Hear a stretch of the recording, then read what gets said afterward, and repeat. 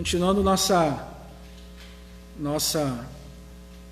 sequência de testemunhos, que acredito que proveitosamente, né, a gente tem sido edificado.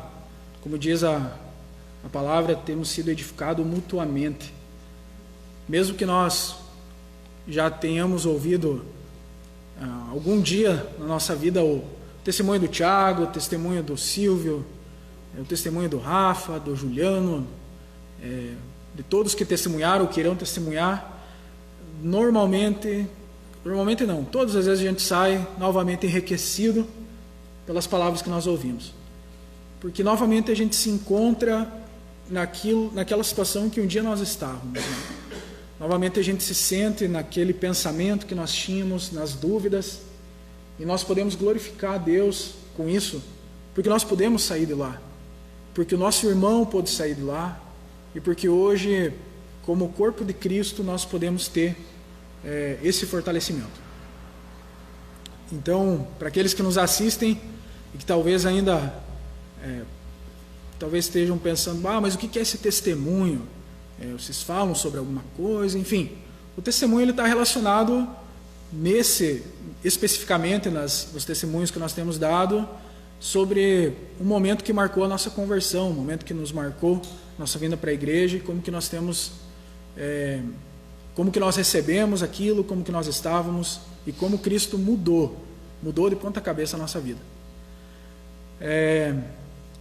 Eu vi testemunhos muito bonitos aqui e talvez eu pense, nossa, mas eu nem tenho tanto assim para falar, né? Umas histórias tão bonitas assim. Mas eu acredito que as histórias são sempre bonitas, só mudam de pessoa, né? Claro que algumas com um contexto muito maior, mas e o testemunho ele não é simplesmente um caso grande que aconteceu, ele pode ser pequenas coisas. Hoje saí do mercado e quase atropelei uma pessoa. Graças a Deus tive um livramento, eu e a pessoa. É um testemunho, é algo que eu posso chegar e contar para o Rafa, Rafa, graças a Deus não foi atropelado, contar para o Davi, não atropelei. Então o testemunho ele pode ser de diversas formas. Mas especificamente aqui nós temos trabalhado sobre nosso ponto de conversão. E vamos pegar aqui fiz um mini roteiro para não me alongar demais. Vamos abrir nossas Bíblias em Mateus 11, 28.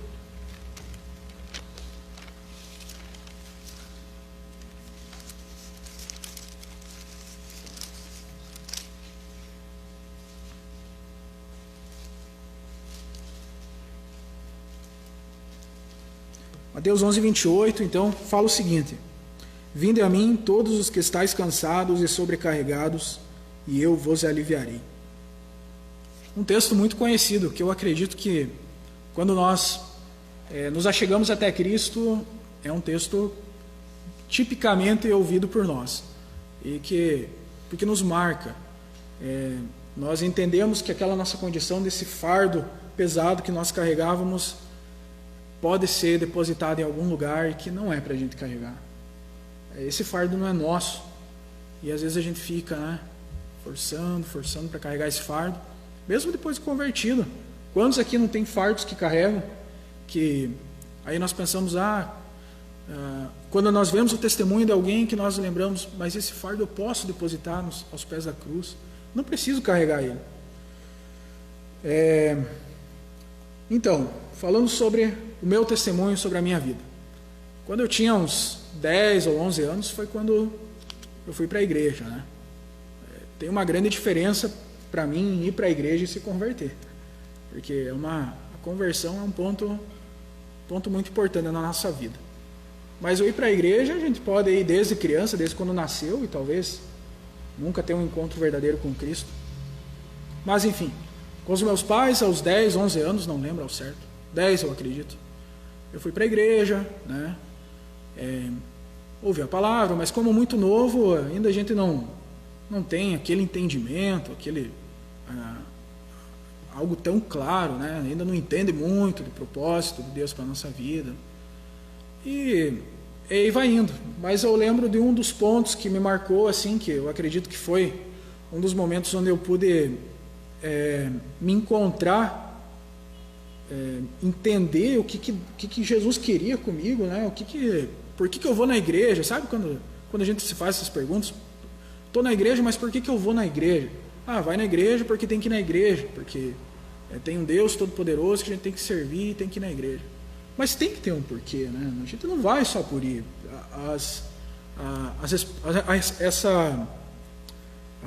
A resposta, lá no fundo, a essência dessa resposta é muito além disso.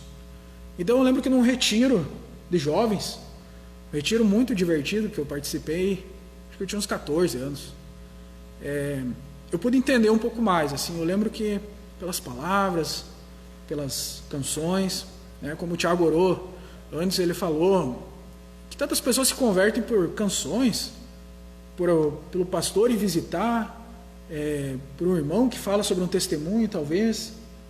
Pode acontecer de diversas formas. Só fazendo um ponto aqui, né?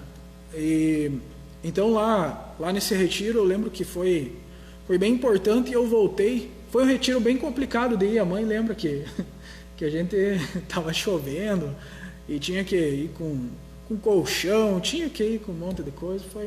Mas foi muito, muito... A gente paga esse preço aí porque é divertido e, além de ser divertido, foi um ponto em que eu fui transformado, acredito. Assim, muito novo ainda, eu tinha então 14 anos. Mas mesmo assim, sempre fui assim muito, muito assíduo na igreja, né? Muito participativo de todos os trabalhos, estava sempre muito envolvido. Mas ainda essa resposta de por que ir para a igreja não tinha sido respondida para mim. E pior do que isso, para mim era muito pesado, às vezes, ir para a igreja, sabe? Às vezes a gente, quando a gente faz aquilo que a gente não entende ou então não quer fazer, a gente faz por obrigação. E em momento nenhum Cristo falou assim, Deus falou assim em sua palavra que tem que vir na igreja, você tem que participar, você tem que dar o testemunho, você tem que contribuir, nunca foi por força, nunca foi por obrigação. E quando as coisas são impostas dessa maneira, a gente tem dificuldade de aceitar no nosso coração. Acredito que Jesus nunca, até porque o próprio Apocalipse 3:20, lá quando João escreve, ele fala assim que Jesus, né, através de João falando, eis que estou à porta e bato. Jesus não fala, tem que abrir a porta, quero entrar. Ele quer entrar, mas não é arrombando a porta, né? Tem que ser algo que nós precisamos nos encontrar em toda essa situação. E para mim foi, por vários anos, posso falar assim, que eu participando, né? Participava de tudo. Ia na igreja várias vezes por semana, mas aquilo era pesado para mim. Era realmente assim, não era algo que eu fazia com alegria, né? Não era natural do meu coração, apesar que ninguém naturalmente quer servir a Deus, né? Isso é algo que nós temos que ser trabalhados. Mas, enfim, os anos passaram, eu entrei para a faculdade, conheci minha esposa, graças a Deus, e naquela época ela participava aqui da igreja presbiteriana, e ainda participa. Então a gente começou a namorar e ela me convidou para vir. E nas primeiras vezes eu resisti de vir, né? Participava de outra denominação, então eu resisti muito a vir. Mas quando eu vim, eu lembro assim claramente de tudo que aconteceu naquele culto, quase que claramente assim de tudo que aconteceu. Lembro do que foi cantado, porque eu acho que aquele foi mais um dos pontos marcantes, né? O primeiro ponto foi aquele retiro que eu comentei com vocês lá de carnaval, quando eu tinha 14 anos, e depois foi essa vinda para a igreja também que me marcou muito, a primeira. E quando eu vim aqui, eu pude sentir nas canções, como foi falado, que o meu fardo poderia ser aliviado, que eu não estava obrigado a fazer nada. A única coisa que eu tinha que fazer era entregar meu coração a Cristo. A Bíblia fala, Deus fala, filho meu, dá-me o teu coração. E bastava só eu entregar o meu coração. E tudo aquilo que pesava, esse fardo, gente, esse fardo que eu quero falar para vocês é o fardo da religiosidade. É um fardo que pesa muito no coração daquele que não conhece a Cristo de verdade. Esse fardo, ele dói porque nós fazemos as coisas por desencargo de consciência, porque nos sentimos forçados. Nós temos a falsa impressão de que nós estamos fazendo assim, é algo meio que lógico. Eu faço isso para poder receber isso. Eu quero ser abençoado, então tem que fazer isso para ser assim. Tem que algo que infelizmente em muitas igrejas é assim. Tem que dar tanto para ter alguma coisa. E eu vim aqui e eu vi o seguinte, que em todos os anos anteriores que eu ouvi a palavra de Deus, eu nunca tinha ouvido o seguinte versículo: tendo o que comer e o que vestir é suficiente. E aquilo foi algo que tirou esse peso também, porque eu percebi que Deus, o propósito de Jesus para a nossa vida não é uma vida cheia de riquezas, cheia de bênçãos. Não quer dizer que vai dar tudo certo. Nem dá tudo certo, é normal. É a coisa mais normal que acontece, é não dar tudo certo. Porque Jesus nunca falou que vai dar tudo certo. Mas Ele prometeu que Ele estaria conosco. O Consolador, o Espírito do Senhor estaria conosco. Então, seja o que acontecer, seja é igual no casamento, né? Seja na alegria ou na pobreza, na alegria ou na tristeza, na riqueza ou na pobreza, indiferente, gente. Jesus não está preocupado com o que a gente tem, com que carro que a gente tem. E entender esse evangelho, essa essência do evangelho, foi algo que aliviou o meu fardo. Foi algo que eu pude, sabe, quando eu participei daquele culto, eu pude entender que eu me senti leve. Eu lembro que nós cantávamos Quebrantado. Eu nunca tinha ouvido a canção também, lembro do Thiago, estava ministrando naquela noite, e foi cantado a canção Quebrantado, Vineyard. E aquela canção me tocou tanto, porque eu sempre fui assim, que as coisas tinham que ser do meu jeito, tinha que ter, a música tinha que ser incrível, cheia de técnicas, né? E essa é uma música simples. Simples não, quem é músico sabe que tem as suas técnicas se for tocar a fundo, mas não precisa ter tudo isso. Jesus está interessado na nossa adoração, naquele louvor sincero no nosso coração. E aqui eu entendi que aquilo tinha um louvor sincero. Eu pude cantar e sentir a presença de Deus, pude ouvir uma palavra que falava sobre libertação, que falava sobre tanta coisa boa. Não falava sobre uma vida incrível aqui nessa terra, uma vida terrena fantástica, mas falava sobre a promessa da salvação. Algo que acima de tudo nós devemos buscar, indiferente se nós vamos viver com dificuldade ou não nessa terra, o nosso propósito não é aqui, mas é na eternidade. E então, vim para a igreja, senti, né, que esse peso poderia ser aliviado, esse fardo, né, com o tempo eu fui entendendo que eu era um religioso, sabe? Para mim foi muito claro aquela questão daquela parábola que Jesus falava da oração que um batia no peito e falava que era pecador, né? Do fariseu. E eu me senti naquela condição, pude me sentir, talvez a primeira vez que eu me senti nessa condição, porque a religiosidade ela nos cega, ela faz nós pensarmos que a gente vive uma vida correta, mas na verdade a nossa vida está muito distante do verdadeiro propósito do Senhor, porque a palavra é essa: filho meu, dá-me o teu coração. Essa é a palavra, essa é a vontade de Deus. E aí tudo começou a fazer sentido. Logo fui convidado para ir para o retiro de carnaval. Então essa minha vinda foi em dezembro, eu acho, dezembro, eu acho que foi. essa primeira vez que vim para a igreja. E aí eu vim, primeiro eu não queria vir, depois eu vim e só queria vir. Aí eu queria vir todo dia. Porque quando a gente tem esse encontro, quando você está cansado e você toma um copo de água, você quer tomar água até passar a sede, né? E quando você conhece a Jesus, esse chamado, ele não tem como dizer não. Quando você se encontra com Cristo de verdade, não tem como falar, não, Jesus, não quero te seguir. Não tem como falar não. E eu não consegui dizer não. Eu queria dizer sim todos os dias. E quero dizer sim todos os dias. Porque me transformou de uma forma muito grande. Então, pude participar do retiro em fevereiro.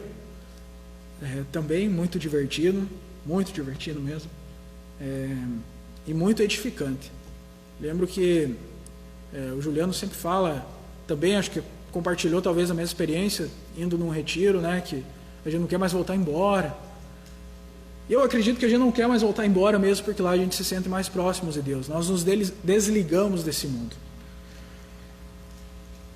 Então, nessa condição que eu me encontrei e pude me entender como um religioso, como o pior dos pecadores, que não adiantava eu ser bom, né? Eu ser só bom. Claro, tenho que ser bom, mas não posso ser só bom para alcançar os céus. Não posso só cumprir os 10 mandamentos para alcançar os céus. Não posso, isso não é suficiente. Esse não é o propósito de Deus. Senão, por que Jesus teria morrido se nós podemos fazer tudo por nós mesmos, né? Eu lembro que muitas parábolas, para mim era difícil de entender, do filho pródigo, por exemplo. Mas por que o pai tratou o filho que ficou em casa assim? Por que ele recebeu o outro que saiu de novo? Se foi a atitude dele que quis ir embora. Se foi o filho pródigo que quis ir embora, por que o pai tinha que aceitar de novo? E eu me questionava e pensava, era difícil de encontrar essas respostas. E quando eu tive esse encontro verdadeiro com Cristo, eu pude entender, eu era o filho pródigo. Eu era o filho pródigo. Eu sou o cara que todos os dias peco e o pai me recebe de volta. E isso é graça, é misericórdia de Deus. Sabe, ter os olhos abertos, os ouvidos abertos para ouvir. Pude entender de uma forma mais clara também a passagem lá do jovem rico que chegou até Jesus e falou assim, Senhor, o que eu preciso para alcançar os céus? E aí Jesus falou, venda tudo que tens, né? Compartilhe com os pobres e me siga. E aí o que o jovem fez? Saiu triste. E eu não entendi, eu pensei, cara, mas por que Jesus mandou ele vender tudo? Daí que já se viu Jesus falar uma coisa dessa, né? Talvez tanto que ele trabalhou para alcançar tudo que ele tinha. E depois eu entendi o seguinte, como acredito que todos aqui já devem ter entendido, que na verdade Jesus foi na ferida do jovem rico. Na verdade, aquele jovem, ele queria seguir Jesus, só que ele não queria pagar o preço, porque o coração dele estava nas riquezas dele. Para ele o mais importante eram as riquezas. Por isso que ele saiu triste, por isso que ele foi embora. E talvez, não sei, a história não conta se ele se converteu ou não.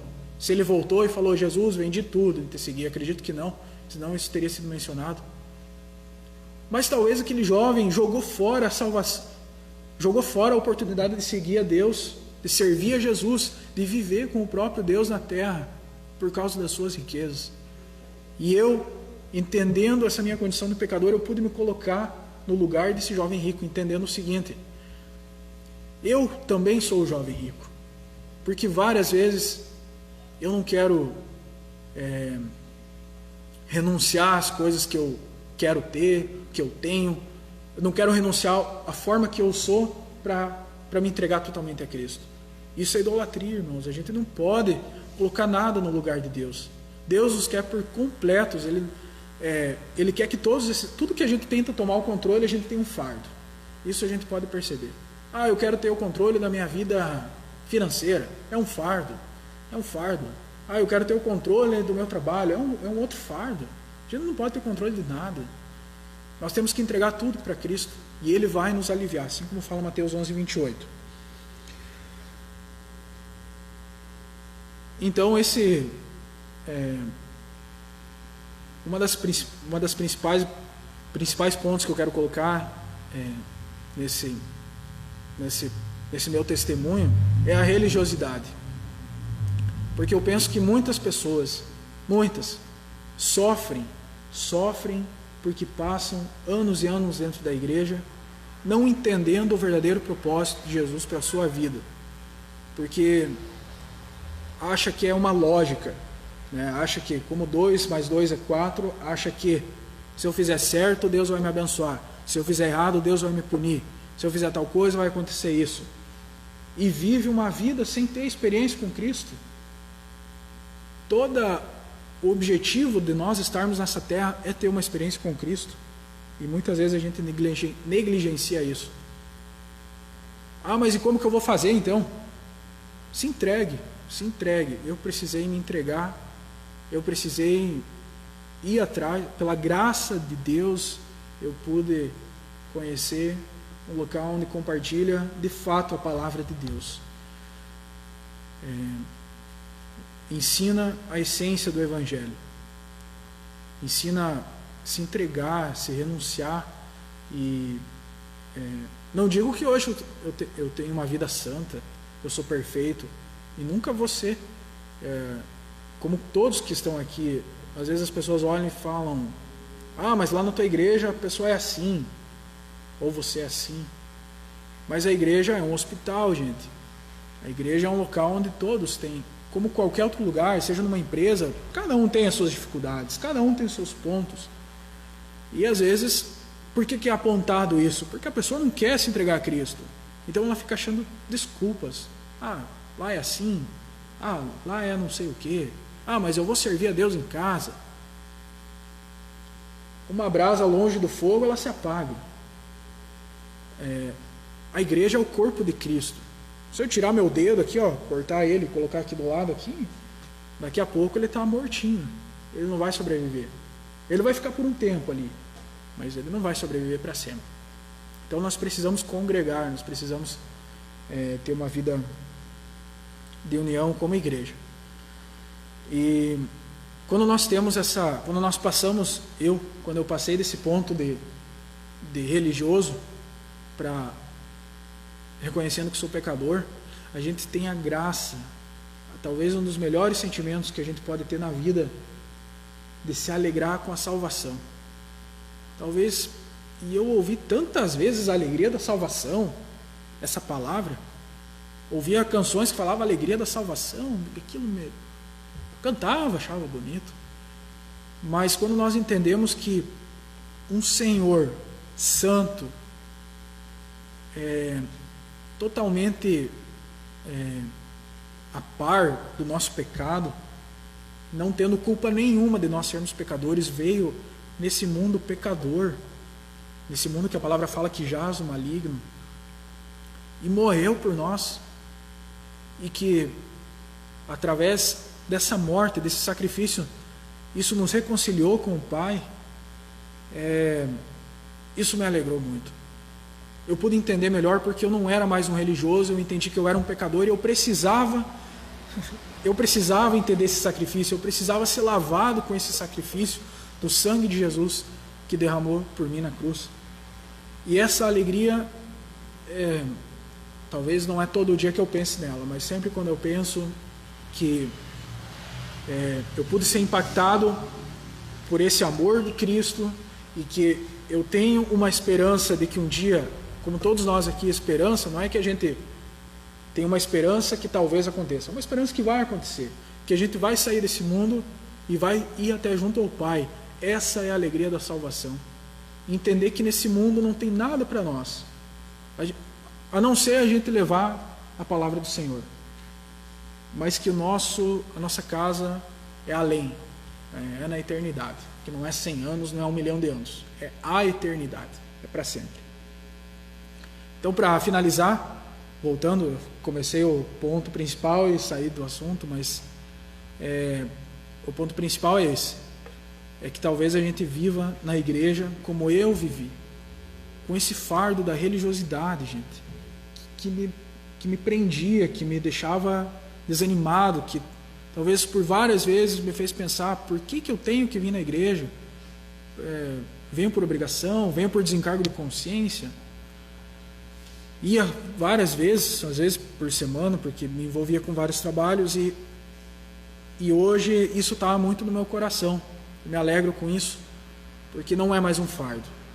Talvez as pessoas pensem, mas tu vai 3 vezes na semana na igreja? E se precisar, venho mais. Porque, vou fazer uma comparação aqui. Vamos pensar ali que os pais, os filhos ali moram na mesma cidade e eles se visitam uma vez por ano, morando na mesma cidade. Vamos pegar esse exemplo. É comunhão isso? É vida? Claro que não. Ou um vai sentir falta do outro, é natural. Os pais vão querer visitar o filho, os filhos vão querer visitar o pai, estando na mesma cidade, quem que não vai querer visitar? Quanto mais o nosso Deus, o Deus Criador, quanto mais Ele não vai querer que a gente congregue, viva com Ele. E isso é com alegria que a gente precisa fazer. Com alegria, com amor no coração.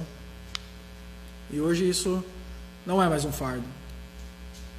Porque esse fardo pesa, esse fardo da religiosidade ele é muito pesado.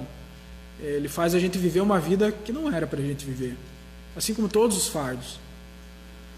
Então que Deus possa ter tocado no teu coração através dessa palavra. Talvez não é um testemunho tão grande como foi dos nossos irmãos, tão bonito. Mas eu acredito que para mim foi um ponto bem importante da minha vida. Compreender que essa vida de religioso não é uma vida que Deus propôs para nós. Ele propôs uma vida leve, uma vida tranquila, não uma vida livre de problemas, mas uma vida de paz. Aquela paz, talvez a gente sente várias vezes uma paz, encerrou a guerra lá no Iraque, lá tem paz. Mas às vezes daqui uma semana começa a guerra de novo. A paz que Jesus veio trazer para nós é uma paz que nada pode abalar essa paz. Não que um dia nós não vamos estar tristes, ou que nós vamos viver dando risada. Isso não tem nada a ver com paz. Paz é se sentir seguro nos braços do Pai. Saber que nós dependemos dEle, com Ele nós somos fortalecidos, vivemos para Ele, e é com Ele que vamos caminhar, servindo a um Deus tão amoroso e tão bondoso. Amém? Amém. Passo a palavra para o pastor.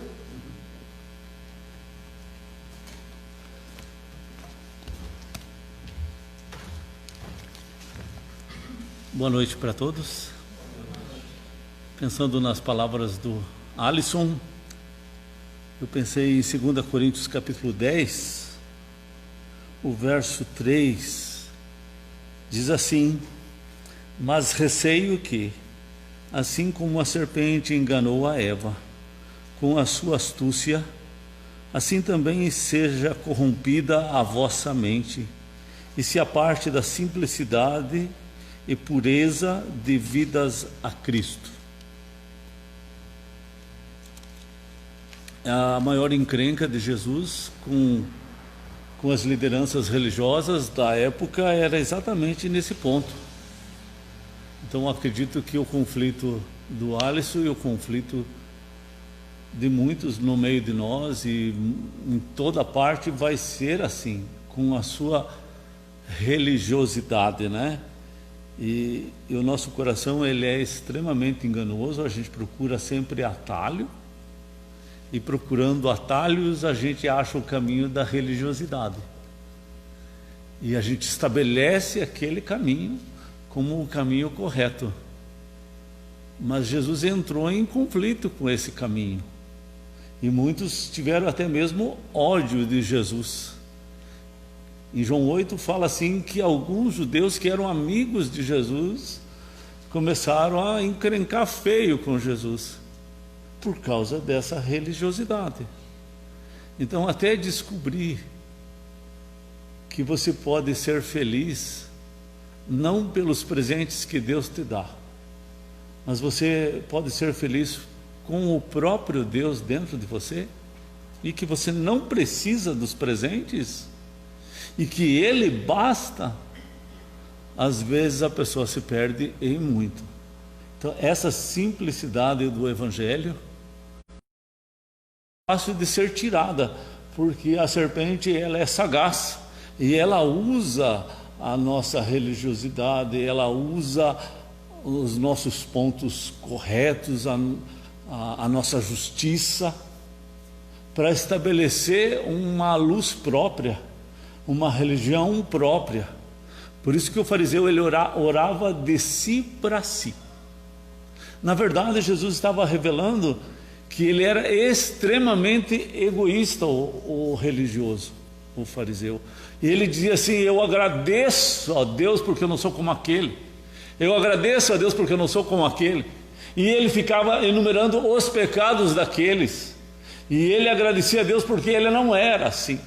Mas ele buscava a glória para si. E ele se achava o santo e os outros os pecadores. E Paulo, quando diz assim: quanto mais eu me aproximo de Deus, quanto mais eu convivo com Deus, eu percebo que eu sou o maior dos pecadores. Quanto mais a gente se aproxima da luz de Deus, mais a gente vê, mais a gente enxerga o nosso erro. Então é um desafio nós nos aproximarmos do nosso Deus, né? Então aí é o segredo para encontrarmos a simplicidade. Tendo o que comer e o que vestir, estejamos contentes, né? Meu coração não é altivo, não ando à procura de grandes coisas, nem coisas demasiadamente demais para mim. Pelo contrário, fiz calar e sossegar a minha alma. Por quê? É como aquela criança que se aquieta no colo da sua mãe e mama, ou não mama mais, mas já acostumou ficar no colo da mãe e dormir, gosta do cheiro. Assim os filhos gostam de estar no colo do Pai Celestial e gostam do cheiro. Jesus fala assim: as minhas ovelhas conhecem a minha voz e elas me ouvem e elas me seguem, né? Vamos orar? Obrigado, Senhor, pelo testemunho do Alisson. Obrigado, Senhor, porque também é algo e é um grande desafio para todos nós, para os filhos da nossa igreja, para os filhos de outras igrejas, a religiosidade. Queremos pedir assim que o Senhor tenha misericórdia de nós e sermos desafiados a lutarmos pelos nossos jovens, pelos nossos adolescentes, pelas nossas crianças, para que não caiam nessa armadilha da antiga serpente, Pai. Ó Deus, dá esse sentimento de vigiar, porque mais importante do que ganhar o mundo inteiro é ganhar a alma dos filhos, é ganhar a alma de alguém que está perdido, Pai, porque uma alma vale mais do que qualquer dinheiro, do que qualquer apartamento, do que qualquer carro, do que qualquer salário, do que qualquer conforto, Pai. Nós queremos ter os olhos, os objetivos da nossa vida naquilo que realmente importa, naquilo que vale mais, naquilo que é mais importante. Investirmos no reino do Senhor, onde a traça e a ferrugem não corrói, onde ladrões não conseguem escavar e roubar, porque são tesouros que acumulamos no céu do Senhor, diante do nosso Criador, Pai. Ó Deus, estende a Tua mão sobre nós e nos torna, Senhor, pelo sangue de Jesus, favoráveis ao Senhor. Tem essa misericórdia, Pai, em nome de Jesus. Amém. Os músicos têm a palavra. Deus abençoe a todos.